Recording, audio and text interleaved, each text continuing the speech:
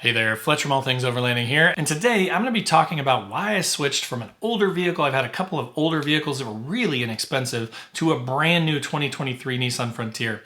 I've kind of gotten a lot of questions and stuff, like people are like, hey, you're the budget guy, right? How can you call yourself the budget guy and then go out and spend $40-some thousand on a brand new truck? So I wanted to touch on that a little bit today, and I'm going to kind of touch on how I think you can still be budget even with a new vehicle. So if you want to hear more about that, stay tuned.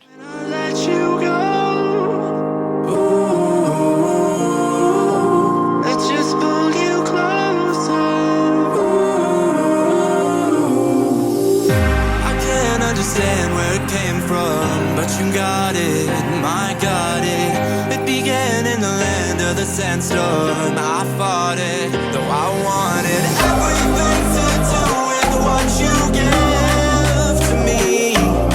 Loosening my grip.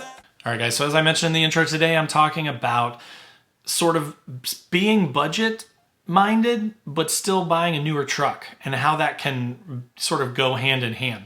So let's start by thinking a little bit about experience, right? So first of all, part of overlanding is the experience, right? Getting out and exploring, getting to go to some of these expos, some of these events, some of these campouts, some of these, overlanding get-togethers like an Overland the Red or a Core or an Expo East or West, that kind of thing.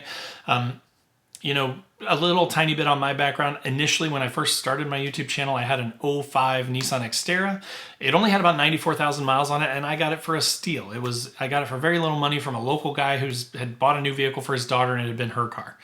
And I loved that truck, and I beat on it for about 50,000 miles, and then I got rid of it, and I got the '08 Frontier that was Titan swapped. It's a big truck on big old 35s. It's got terrible gas mileage, but it was super capable and really awesome. And like, with an older vehicle like that, you don't really care as much about pinstriping. You don't really care if you ding it up a little bit. There was less investment in it. It didn't cost as much money, right? So like, if I tap something with it, then I'm just not as worried as I might have been with a new truck, right?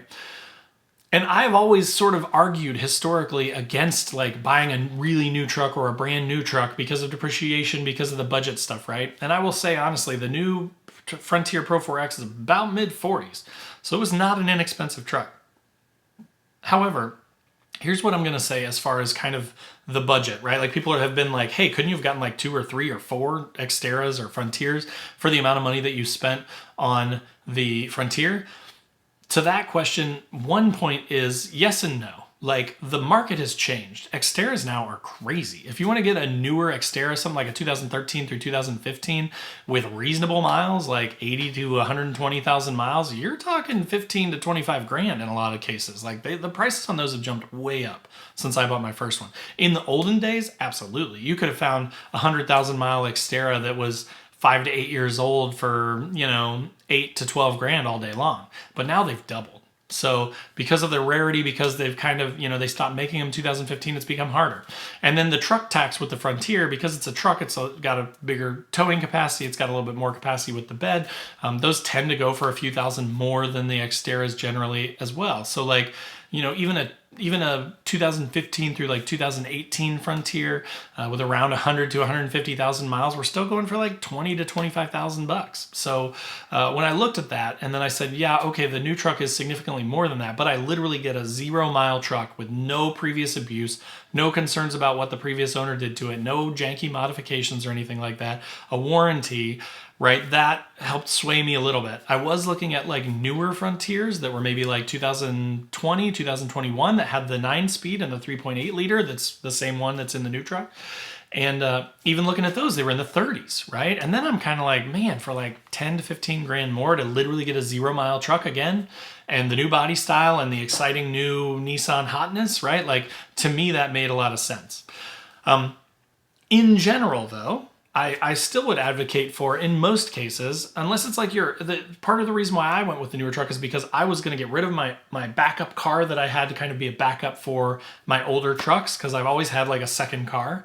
So that was part of the justification for me, was I could trade in that vehicle and get some cash value back out of it to offset the cost of the new truck. And then I didn't need the backup vehicle because I'd have a brand new truck, right? It gets better gas mileage, it's more reliable, it's got a warranty, it's brand new, so I don't mind driving it around on the streets, right? It's not giant Titan swapped on 35s. So there were definitely some benefits to switching back to one vehicle that also saved me money. But I would still generally advocate for like an older vehicle. Again, unless it's like your daily driver only vehicle, got to take the family type of car, then something a little bit newer may be nice because you don't want to have to worry about breaking an axle on a trail or, having something go wrong with it, your cats implode and drop the primary cat into the secondary cat, which has happened to me, and basically limited the truck down to where I couldn't go over 2,000 RPMs and, that kind of thing. When you have those issues and you have those maintenance items, especially if it's your only vehicle, it can be a pretty big problem, right? So that was a lot of that sort of thinking went into my decision to upgrade to the newer truck. So then second in this podcast / video, why did I go with the Nissan over like a Toyota? That's been kind of a question that I've gotten quite a few times from people. And I will tell you, one, obviously you guys that know me know that I'm extremely brand loyal to Nissan. I've had a ton of good experience over the last 20 years with probably about 10 to 12 Nissans. And I would argue that they are just about almost as reliable as Toyotas. Now, I know a lot of you come in the comments and yell at me about that. I'm not advocating for that. I'm not saying it's like 2% difference. I'm saying it's like 10 to 15% difference, right? But they're very close. Like, to me, for a fraction of the cost of a comparable Toyota to get 85 to 90% of the reliability that you get with a Toyota for, 50 to 100% more cost that a Toyota would be for a comparable Nissan, to me, that's a steal of a deal, right? Like, I mean, even if I have a few more problems with my Frontier than I would with a Tacoma, to not pay 5 to 10 grand more for basically the same truck to get the Toyota name, to me, that's a savings, right? Even if I have to put a couple grand into it in 2 or 3 years because something goes terribly wrong with the transmission or something, I'm still saving a ton of money over the Toyota and getting mostly as comparable of a truck to the Toyota as I can for less money. So again, not saying that Nissans are 100% equal with Toyotas, but saying that they're close enough that the cost differential between buying a Toyota and a Nissan makes a lot of sense, in my opinion. So I still would advocate for getting a somewhat recently used vehicle. Like, if you get like a 5 to 8 year old Nissan with reasonable miles on it for a steal of a deal, then you should do it. There's absolutely nothing wrong with that. Again, in my case, I wanted to switch back to just one newer, reliable vehicle that I could take my kids around to swim practice in, that I could, take to the grocery store, that I could then go out and hit trails on the weekend and not have to worry about whether it's going to start or not have to worry about whether I'm going to have any maintenance items that I'm going to have to address before a big trip coming up. So that is a big factor in it. And that's why I went with the Nissan, because again, I feel like the stuff that you get in the Pro 4X is comparable to the stuff that you have to step way up in the Toyota Tacoma to like the low to mid 50s range. So again, saving money even on the new vehicle there. And so sort of third and final here, how can I justify spending that much money on a new truck and still considering myself to be a budget guy? That's an easy one, right? The difference is, so I had my Xterra, great truck, about 100,000 miles, drove it to 150,000. It was at a point where so much work needed to be done to the suspension just because I mostly off-roaded it for those 50,000 miles. There was so much expense and work that had to be done to the brake calipers were starting to leak. All of my suspension was wearing out, my UCAs, my LCAs, all of the wearable components had just been beaten to death for 50,000 miles, totally my fault. And it was going to be, thousands of dollars worth of parts and time and labor to basically go through the truck and rebuild the whole thing. And then I have a 150,000 mile Xterra that I bought for say $7,000, put maybe 3 or 4 grand worth of modifications and improvements on, and then had to spend another 4 to 5 grand worth of parts and labor to get it all brought back up to snuff to still have a 150,000 mile, 16-year-old Xterra. So that's where I kind of made the break and decided to switch to the Frontier. Then I got the Frontier. Well, unfortunately, the previous owner hadn't taken very good care of it. And so then I had a number of minimal, they were not terrible issues. Like the engine and transmission are fine. Everything mechanically has been fine with it. But it was the maintenance stuff. It was timing chain guides that then fouled out the spark plugs and the cats and, just a variety of miscellaneous little things that came from poor maintenance. So again, I bought a used truck. I had to deal with the problems that came with that. And so it didn't end up being all that budget. When I broke the axle in the rear, I ended up swapping in an entire Titan rear axle to make the truck fully Titan swapped, which was a big expense. Could have just done an axle replacement, could have done some cheaper stuff and kept it cheap, but I wanted to do it the right way and build the truck the right way. But it costs a lot of money. And so now I'm probably, honestly, even though that's an '08 with 218,000 miles, I'm probably about half the money that I'm into the new truck with the old truck.